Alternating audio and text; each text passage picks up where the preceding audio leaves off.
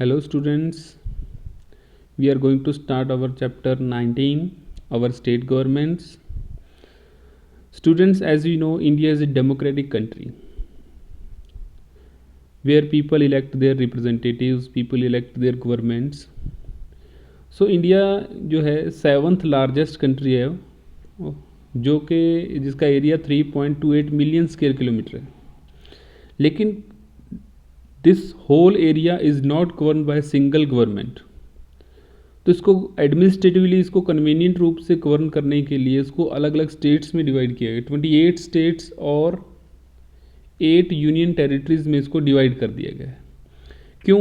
Because India is diverse in culture, languages, climate, topography, जिसकी वजह से इंडिया में एक तरह की गवर्नमेंट पूरे देश के लिए नहीं चलाई जा सकती। ईच स्टेट को अगर हम कहें, every state has different kind of requirements, different kinds of aspirations, जिसकी वजह से हर स्टेट की अलग से रिक्वायरमेंट होती है और वो रिक्वायरमेंट उसकी रिस्पेक्टिव गवर्नमेंट ही उसको फुलफ़िल कर सकती है।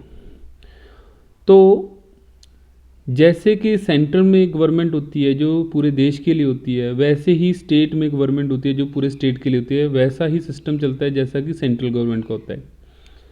तो सेंट्रल गवर्नमेंट और स्टेट गवर्नमेंट में पावर डिवाइडेड है।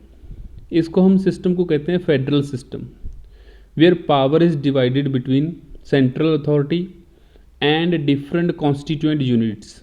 यहाँ पर कॉन्स्टिट्यूएंट यूनिट्स जो हैं वो स्टेट्स हैं। तो एक तो पावर सेंट्रल गवर्नमेंट के पास है और कुछ पावर जो हैं स्टेट गवर्नमेंट के पास भी हैं। अब बात आती है यूनियन टेरिटरीज़ की। Union territories are also administered by the president of India through the lieutenant governor and chief commissioner.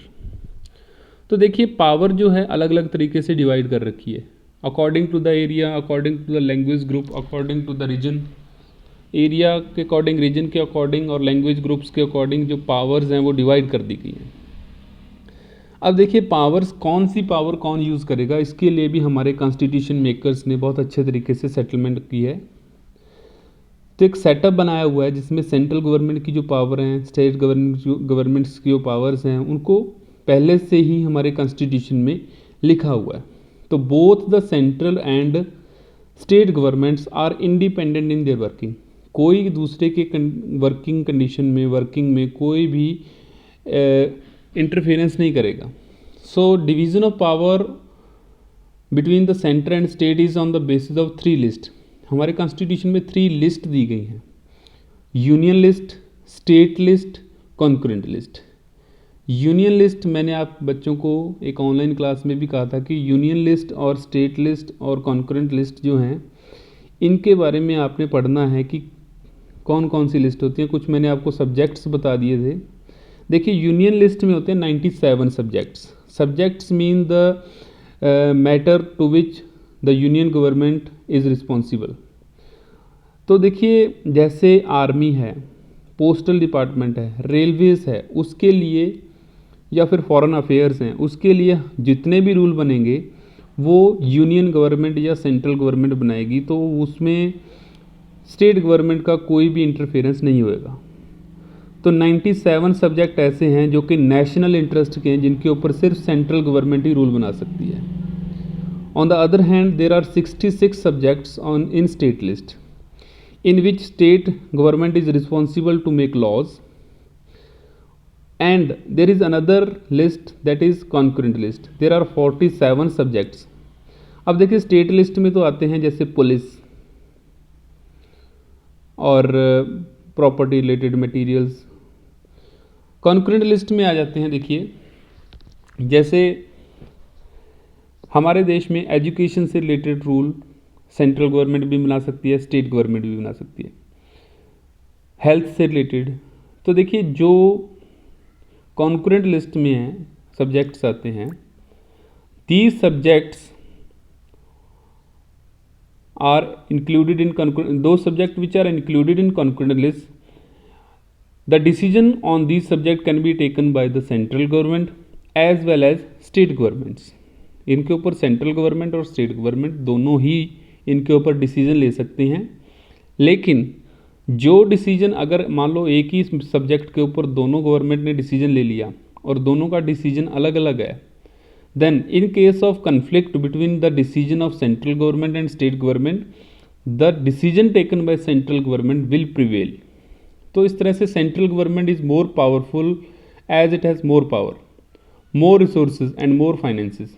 वैसे तो देखो कॉन्करेंट लिस्ट में भी पावरफुल है, वैसे भी इसके पास रिसोर्सेज ज़्यादा होते हैं, इनकम के साधन ज़्यादा होते हैं, इसके पास ज़्यादा फाइनेंस होता है। लेकिन ऐसा नहीं है कि स्टेट गवर्नमेंट के पास कुछ नहीं होता। State government has its own finances and resources. Still the state government have independent identity and very important role to play in Indian federal system. तो जैसे सेंट्रल गवर्नमेंट का अपना रोल है देश के लिए, वैसे ही स्टेट गवर्नमेंट का अपने स्टेट के लिए एक बहुत इंपॉर्टेंट रोल है।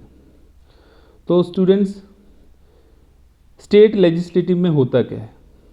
देखिए, most states the legislature has only one house, जिसको हम लेजिस्लेटिव असेंबली कहते हैं, जिनके मेंबर्स को हम एमएलएज कहते हैं, members of legislative assembly.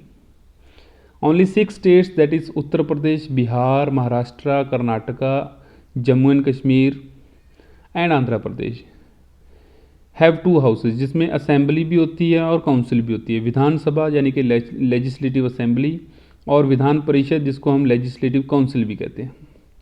The number of member in an assembly depend upon the population. जितनी ज़्यादा पॉपुलेशन होगी उतनी ज़्यादा ही हमारे एमएलएज की संख्या होगी। तो जैसे हरियाणा में एमएलएज की संख्या जो है 90 है, यूपी में बहुत ज़्यादा है। जैसे जैसे पॉपुलेशन बढ़ती जाएगी वैसे वैसे एमएलएज की संख्या बढ़ती जाएगी, और जैसे जैसे कम होती जाएगी एमएलएज की संख्या कम होती जाएगी। मैक्सिमम 500 हो सकती है और मिनिमम 60 भी हो सकती है। लेकिन अगर हम मिज़ोरम की बात करें तो वहाँ 40 भी है। उत्तर प्रदेश की बात करें वहाँ 404 है। The term of legislative assembly जो है वो 5 साल की होती है। अगर वो कॉन्स्टिट्यूशनली काम नहीं कर रहे तो 5 साल से पहले भी वो डिज़ोल्व हो सकती है। डिज़ोल्व का मतलब वो सरकार टूट सकती है before the completion of their term. ये कब होता है? जब वो कॉन्स्टिट्यूशनली काम नहीं कर रहे, वहाँ पर प्रेसिडेंट रूल लगा दिया जाता है, तब सरकार टूट जाती है। Like Lok Sabha, the legislative assembly has speaker and deputy speaker. देखिए, आपको पता है लोकसभा में एक स्पीकर होता है जो रूलिंग पार्टी से होता है, डेप्टी स्पीकर होता है जो अपोजिशन पार्टी से होता है। वैसे ही विधानसभा में, यानी कि आप जिसको हम कह सकते हैं लेजिस्लेटिव असेंबली में भी स्पीकर और डेप्यूटी स्पीकर होते हैं जो उस हाउस का डिसिप्लिन एंड डेकोरम बनाए रखते हैं। तो ये मैप देखिए, इनमें यहाँ पर हम थोड़ा सा डिस्टिंग्विश कर देंगे, थोड़ा सा ऊपर की तरफ है।